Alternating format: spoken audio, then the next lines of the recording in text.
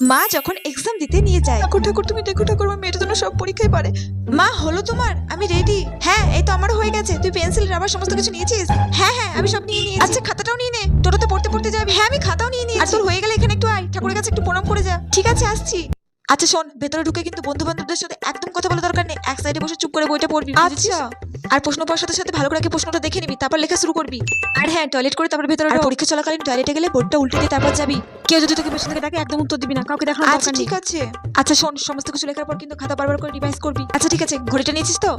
এমা ঘড়িটা আনতে ভুলে গেছি। দেখেছিস তোকে তখন বললাম বারবার করে যে ঘড়িটা পড়ে নে। এখন সময় দেখা হলে তখন কি করবে? আচ্ছা শোন, ম্যামদের কাছ থেকে জেনে নিবি কখন কি কটা বাজছে, সেই মতো লিখবি। ঠিক আছে? ঠিক আছে মা, তুমি নিশ্চিন্তে থাকো, আমি ঠিকঠাক পরীক্ষা দিয়ে বেরোবো। ওদিকে ঘন্টাও পড়ে গেছে। ঠিক আছে দাও।